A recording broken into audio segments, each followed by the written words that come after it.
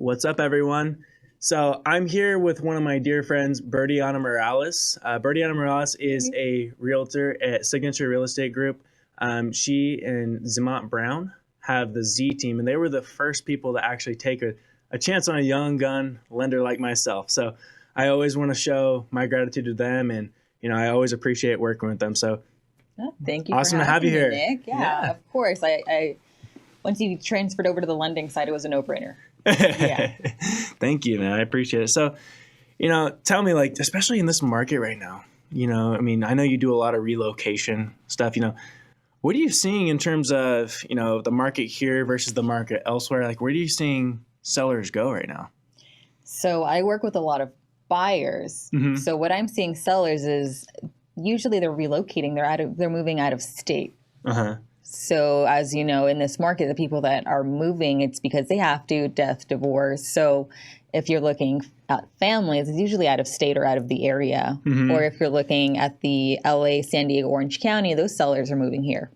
Makes to sense. Riverside County. Makes sense. Yeah. I mean, it's getting super expensive everywhere. And I'm seeing the same thing. People are, and it's good for you guys because, especially these past couple of years, people are selling their houses in, let's say, San Diego or Orange County, and then they have a shit ton of cash. And then right. and with that, it's like, okay, I got a cash buyer now. It sucks for lenders sometimes, but then again, it's just easy for you guys. So, saying that, like, now that the market's kind of shifted, is it more like, what are some objections you're getting from buyers right now that they don't want to settle? So now that last year you would just take what you could get. If it had four walls and the roof wasn't leaking too bad, you would go in. Yeah. But now people are getting pickier, especially if they're coming from the other counties and they sold their house and they have money. They're like, wait a second. Mm-hmm. I have options. What am I going to go? Where am I going? What can I get? They want zero out of pocket as much as possible. So that's a lot of what I'm seeing. They're having trouble picking the right one. Oh man. Yeah. So the complete polar opposite. I mean, it's weird. So last couple of years, people are giving their arms, their legs, and family dogs in order to get a house, and now sellers are kind of doing the same thing. People are. I mean, it's weird. I'm getting calls from some listing agents that I know personally. I don't even work with them. They're like, "Hey, do you have any buyers for this house?" I'm like, well, shit, I don't know. I mean, sometimes even like Richmond Homes or Lennar, now they're reaching out to agents. They're giving you their first child to bring in the buyers. Yeah. It's absolutely crazy. I mean, just looking at how everything has changed and, just to snap your fingers. It's nice for the tables to churn. Yeah. So last year, listing agents, they wouldn't answer their phone or anything. They wouldn't even respond to your offer. And now the second you leave the property, they're blowing up your phone. What do you want? What do you want? My seller will give you literally anything. Mm-hmm. And then they'll blow up your phone for 2 weeks after. Yeah. Are you sure they really like that other house? Can they just cancel escrow and come here? Yeah. So if you were talking to a buyer right now, for example, what would be something you would just kind of inform them on the market? Like, why is it a good time to get a house right now? Because obviously in every market it poses opportunity when you really look at it. And, last year it was the low interest rates that probably won't come again, probably until the year 3000. Right. I mean, shoot, we'll probably be in a Bitcoin, Ethereum, cryptocurrency state at that point. But, right now it still poses a lot of good opportunity. So what would you tell a buyer right now before they come and talk to a lender? Like, why they should buy now? Why? From now until the end of the year, nobody really wants to move. You don't want to be in the middle of doing everything and then have the holidays and the kids are out of school. Mm-hmm. So now's a good time to buy because you really have your pick of the crop. Yeah. And once New Year starts, that's when people are like, you know what, now it's time. You're going to have more competition if people aren't listing their homes. Or we still have low inventory as it is. People really don't get that. Mm-hmm. So right now it's a good time because you can get a better deal. I can negotiate. As you know, I can with VA buyers. Mm-hmm. You're already coming out of pocket for zero out of pocket for the down payment. Mm-hmm. I'm like, how would you like to pay zero and closing costs as well? Yeah. It's a negotiation. It's in your favor. Yeah. I mean, I remember there was this one, I was working with Zemont. We got him into escrow, ended up not going through at some point, but this was, 3 months ago, something like that. And this guy got $30,000 in closing costs, a VA buyer. Shut up.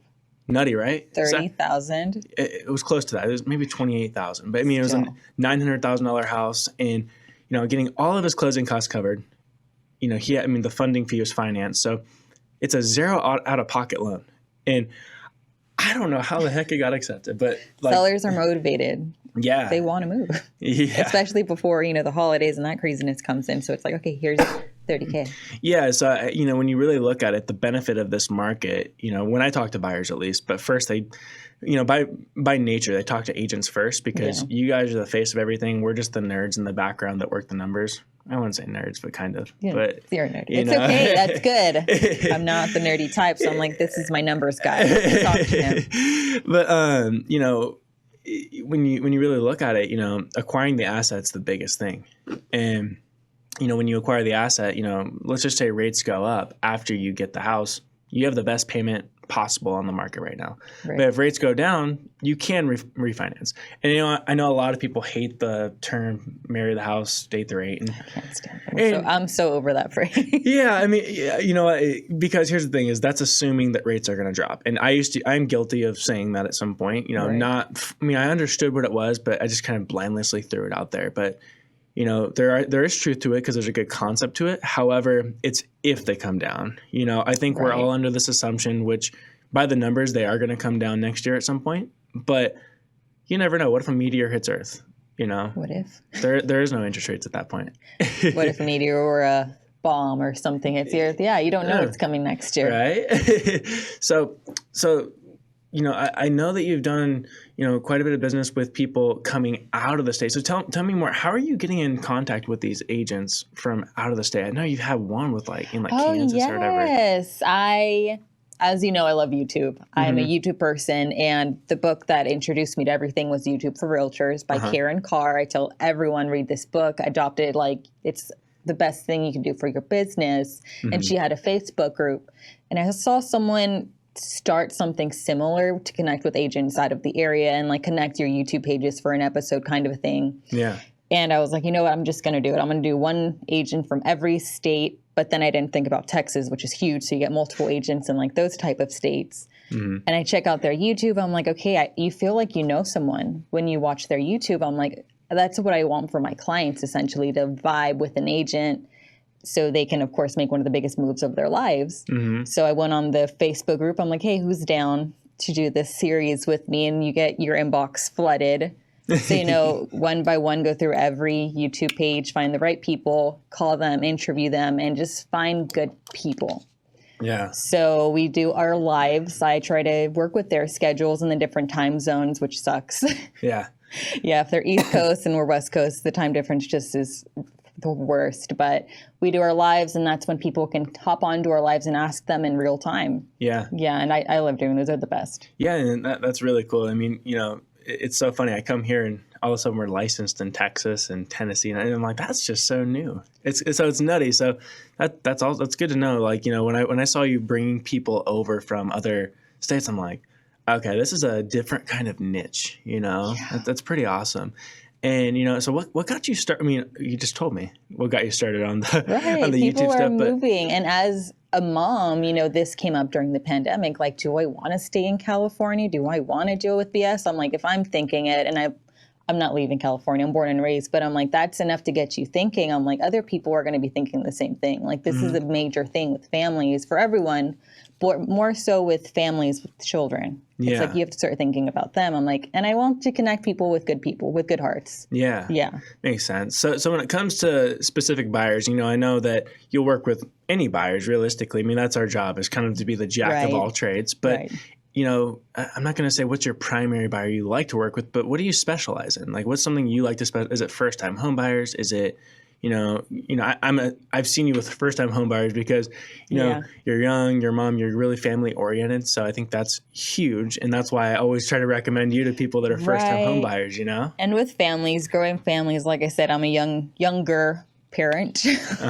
So I feel like you just kind of gravitate towards people that are like you, birds of a feather. Yeah. So that's what I gravitate towards. And I understand their needs. I understand, the school districts where you are long-term, that kind of a thing. So I gravitate more towards first-time home buyers. And this year I want to do more downsizing. So working with seniors a bit too. Yeah. Which is still working with adult children, which are working with, the boomer generation that are starting to retire, and for older adults like us, it's like Yeah. we're looking at our parents' generation, and just another thing that we have to start considering. Yeah. So it's like, okay, you have your children that are growing, but also are grandma and grandpa coming along? Are we doing multi-gen? Are we buying multiple properties on a lot kind of a thing? Like, I think that's going to be the next thing that we're going to face in the real estate world. Yeah. More multi-gen homes, especially in California. Yeah. Yeah. And, you know, something I'm seeing right now is, you know, I think millennials are going to be the next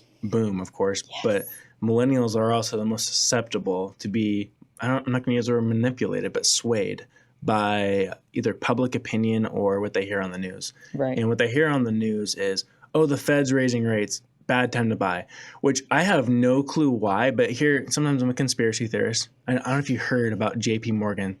You know, I read the whole article yesterday. spending billions to Yep. essentially take a big portion of homes and turn it into a rental market. They're It's in the almost- wings. You know them in Black Knight. They're all in the wings waiting. Yeah, so when you really think of it, it's almost like a ploy. It's like they're trying to turn us into Europe at that point. Right. And I think that's interesting because they know that their target audience is the upcoming generation, and that includes Gen Z as well. Yeah. But you know, in terms of just our business and who to target, I think one would be to educate the millennial group because Right. they're the upcoming, even Gen Z. But then It's so weird to me still that Gen Z is buying houses.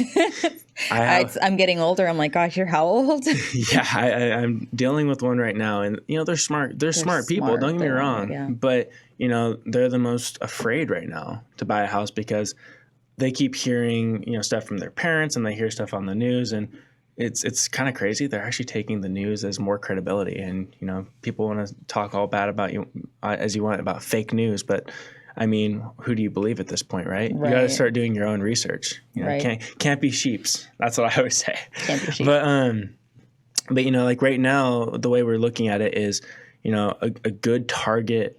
I don't think you say target, but the people who need the most help is the older generation. Yeah. Other than educating, but for example, the senior communities right now.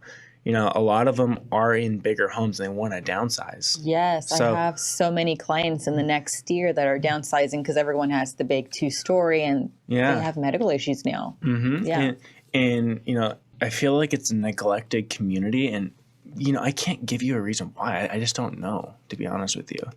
So I think that that's a good niche to have. And so just for other agents that may be watching this, or lenders, whatever profession you're in, what do you think the benefit of having a niche is?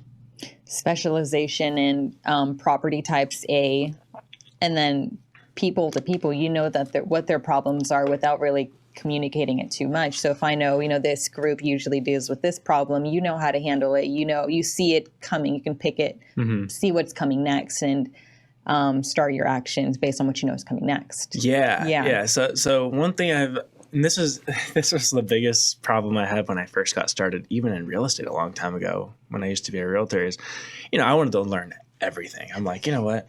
I'm gonna help everyone. Yeah, I'm going to just master everything. And what that does is it drives you nuts. And, it's good to know everything about Right. or know stuff about everything. But, imagine knowing 3 major niches instead of 10, and you can concentrate your business on that. Right. If you take, or extract, sorry, I just burped. You're fine. If you extract, people and attract people from those 3 niches, you're going to get so much more out of your business. You're going to help more families in a better and more efficient way. Right. Just by having, and then you're going to have less stress on you at that Right. point. Because then you're going to become like my broker, for example. He's the VA guy. Guy is smarter than, he has like a triple-digit IQ. It's like crazy. He's so smart, And your buyers will feel more comfortable with you. If a first-time home buyer comes to me and they're like, "Oh, you've helped these people before. They also have small children." It builds that comfort with clients, and that's what they want. Yeah, and then it kind of ties into video marketing, which if you guys don't know, she was one of the primary people that got me into video marketing. Do you remember like when we first got started? With you and the team working together, you guys are like, "Nick, you need to get your face on camera," because Right. I've always been known as like the cold caller, and I was like, "Oh no," Can't stand like cold calling. a lot of people don't. I think it's a good way to learn I conversation, will. though. Yeah, it's You're great at it. yeah, and I love doing it sometimes, but it's not the most efficient way to do it. I mean, unless you just have your schedule like this and you're okay with it. You know, some people just kill it, man. I know some agents that love it and they do really well with it. On the lending side, it's not the best unless you're calling realtors, but even that can piss people off sometimes. Right. But that's okay. You can't be afraid to piss people off, or else you shouldn't be in the business. That's how I see it. Exactly. But in terms of, you know, another form of marketing, I think that the best way is actually video. I think that's going to be the new wave of everything. Right. Hence why I don't want to get left in the dust, and I don't think anyone should get left in the dust personally. But it comes down to building a brand for yourself and forming that brand around your niche that you have. Like, you know, my broker's is VA. Everyone knew him before there was video marketing for VA. Right. But now look at it. Now it's strictly VA. It's awesome. And then, you know, yours can be, you know, whatever you'd like. You know, I know you're really family oriented, and the more you get yourself out there as, you know, you're a mom, you're great with kids, you're great with first time home buyers, you're the relocation specialist. Like, people will come to you for that. For me, I like self-employment loans. I love the self-employed. And it's not because I'm nosy and love to read taxes. I do love reading taxes, but it's because, you know, those are really challenging. It poses a problem. It doesn't mean I can't do any other loan, but I love to help people in that aspect. And I'm fascinated with seeing other businesses and what people do for work, to be honest with you. Yeah. You know, so, you know, Paul, so over this next year, you know, where do you, I mean, and nothing's guaranteed, but where do you see this market going? That's a great question. I think we're going to balance out closer to the spring. Okay. Honestly. And then after that, I've been writing out my video predictions for 2023, and I can't get past spring. I'm like, it could go either way. Mm-hmm. I feel like just due to the inventory, we're not going to completely go into a buyer's market just because there's no inventory. Yeah. People don't want to move, like you said, because of the media and so many things being said. Mm-hmm. And then you have the older generation, unless a big chunk of them decides to step down at the same exact time. I don't know. I think we're going to be moving more towards just a neutral market for a while. Yeah. Honestly, just due to inventory reasons. There's not a lot of buyers. A lot of people were priced out, and then sellers just don't want to budge. Yeah. And then people are worried that, you know, they're going to sell at the bottom of the market. Nobody wants to do that. They want to wait. So I think probably things aren't going to pick up until 2024 to where we see more inventory coming out. Yeah. And it's funny, the bottom of the market in their minds would be a realistic asking price if the pandemic never happened, you know? Yeah. So it went up. What was it, like 40% or something, 45% or something? It was maybe even more in some areas. I mean, it was stupid. And now it's down 20 to 30. I'm like, it's just balancing.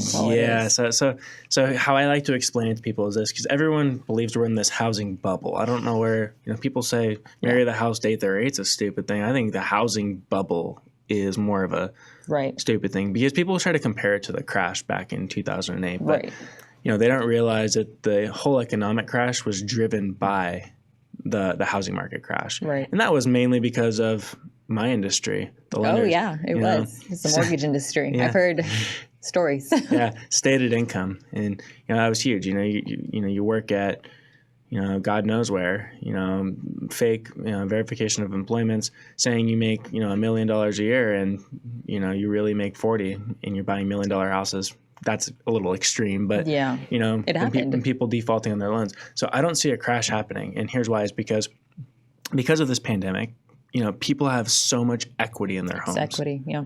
Yeah. So they it's didn't like, have that before. No, they didn't. They just walked away. You They know, didn't care. It's crazy. So when you're talking to buyers, you know, what are some of the programs, you know, if you do talk about programs that you do explain to these buyers to maybe, you know, give them a little more assurance, because that's really what it is. It's, you know, people are nervous. So I think it comes down, and I do a weekly email, and I don't know if you, I don't know if you've seen it. And, you know, I really try to explain, not necessarily a blanket explanation of a program or, you know, a generic, you know, market update, which people typically just post from MBS Highway or Google. Right.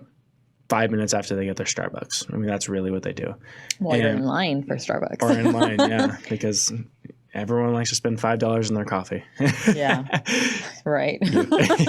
But no, I mean, you know, I think it's a good idea to, you know, just when you talk to them initially in your initial consultation to really, go over and give them confidence that, like, in this market, it's really not a bad time to make the investment.